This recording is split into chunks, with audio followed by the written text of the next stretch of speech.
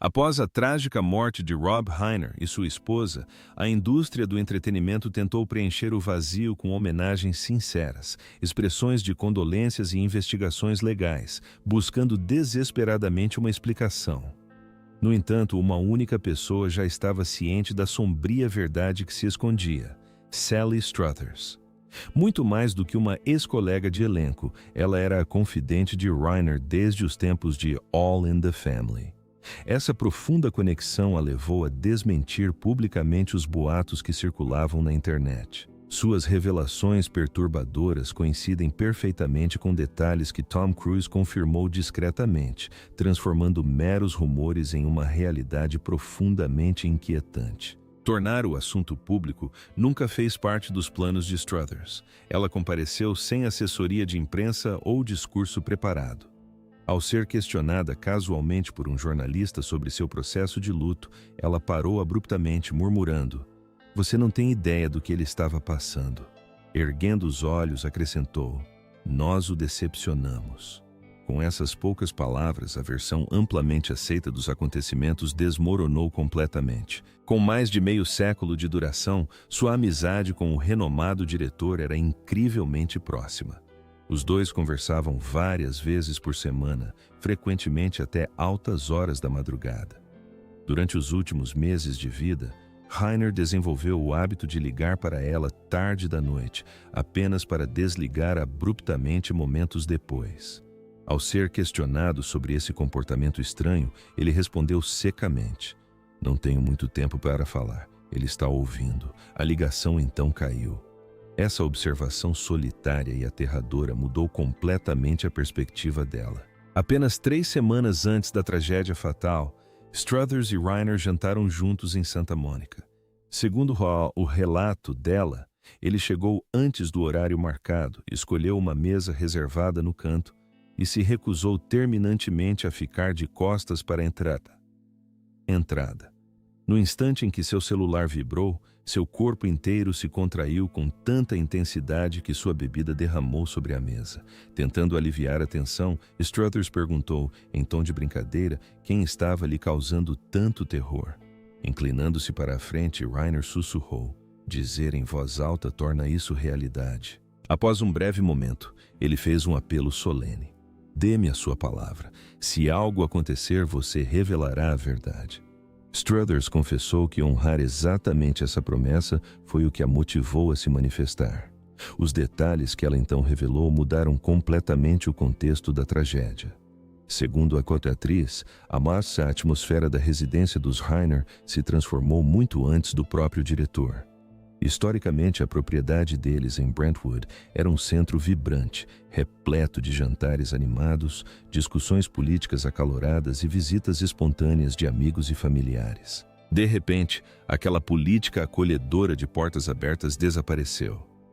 Reiner passou a exigir aviso prévio antes de qualquer visita, impondo essa regra até mesmo a amigos de longa data. Questionado sobre essa mudança repentina, ele respondeu com um tom cortante: "Preciso ser avisado com antecedência sobre quem vai chegar. Preciso de tempo para me preparar." Olhando para trás, ela percebeu que o raciocínio dele se assemelhava mais ao de um homem se preparando para uma ameaça iminente do que ao de um anfitrião gentil organizando uma reunião. Dentro dos muros da propriedade, o ambiente havia se tornado sufocantemente tenso. Struthers relatou uma visita à tarde em que observou todas as cortinas e persianas fechadas com força, apesar de ser meio-dia. Quando estendeu a mão para abrir uma persiana, Reiner segurou seu braço com firmeza, murmurando um apelo desesperado para que ela parasse. Na cozinha, sua esposa, Michelle, falava em voz baixa, como se a própria arquitetura estivesse ouvindo a conversa.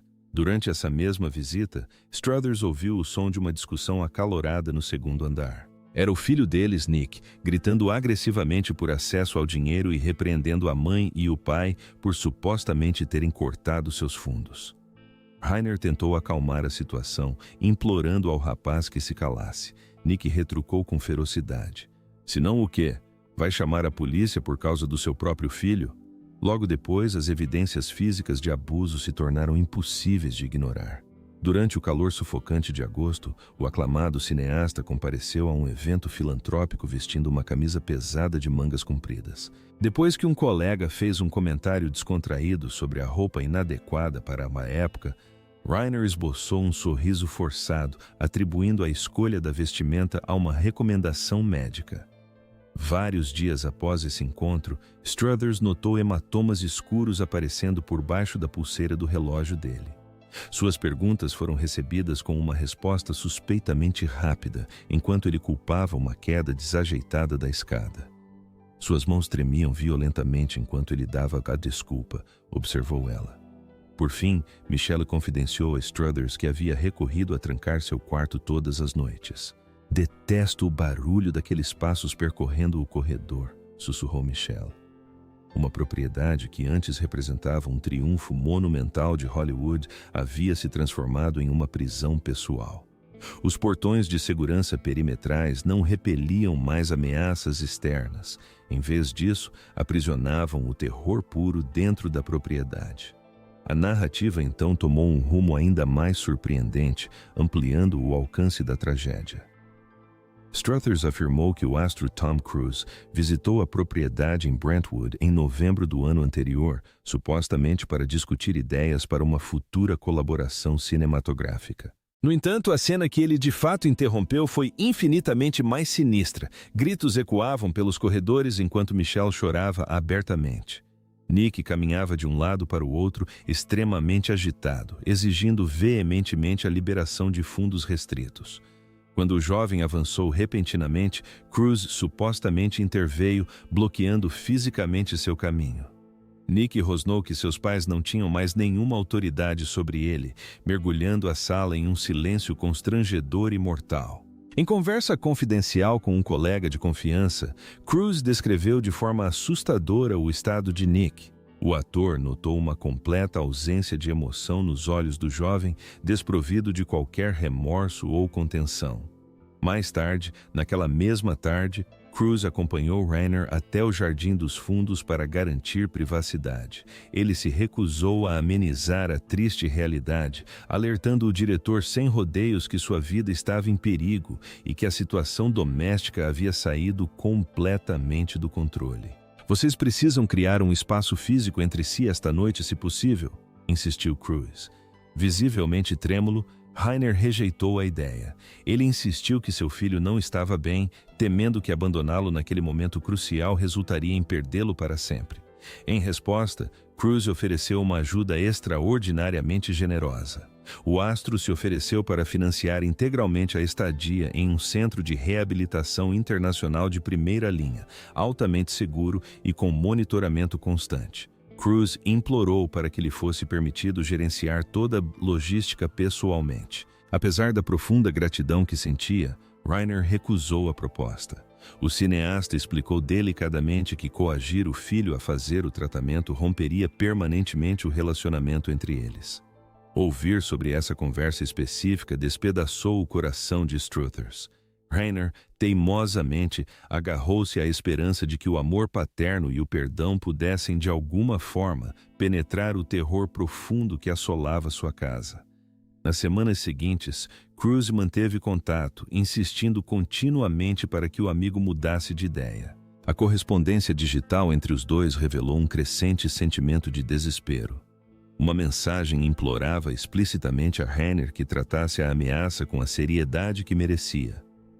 Em contrapartida, as respostas do diretor tornaram-se cada vez mais breves, repletas de falsas garantias de que a situação estava sob controle, que os ânimos na casa haviam se acalmado e que seu filho havia prometido melhorar. Cada mensagem era um exemplo trágico de otimismo cego confrontando uma realidade letal. Durante a última noite de vida do casal, essa mesma dinâmica se repetiu.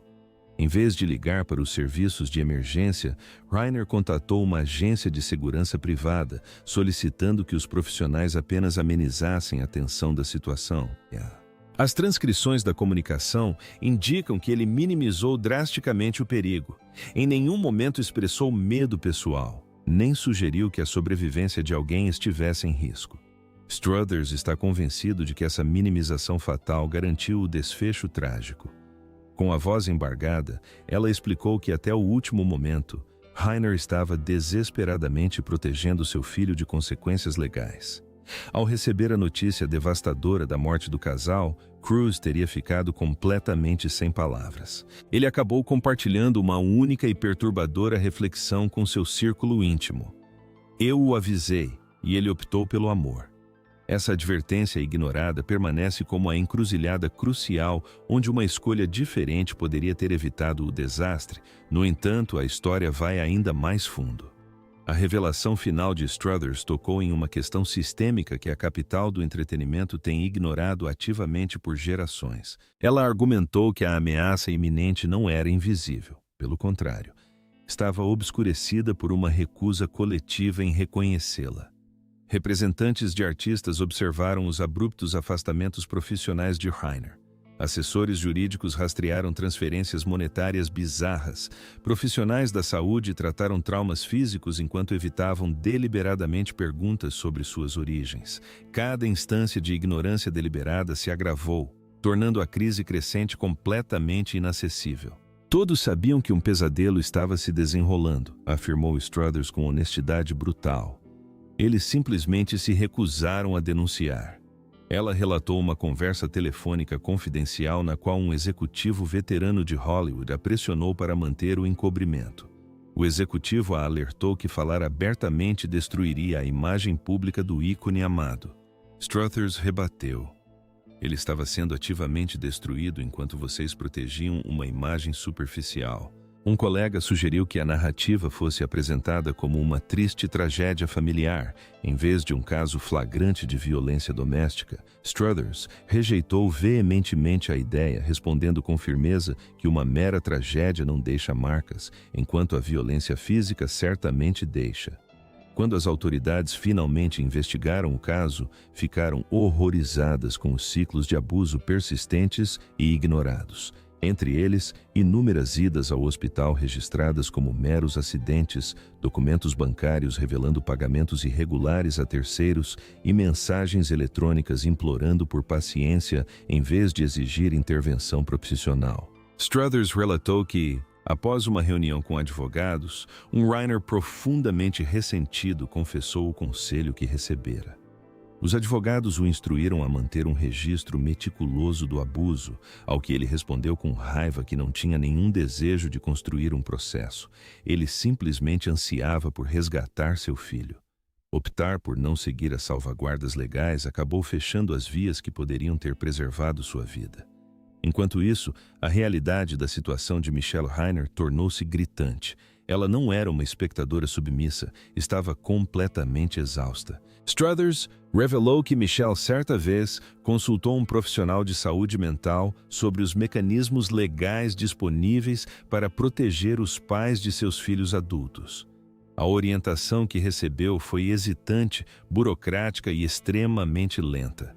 Michelle teria lamentado que quando o processo legal finalmente funcionasse, eles já estariam mortos.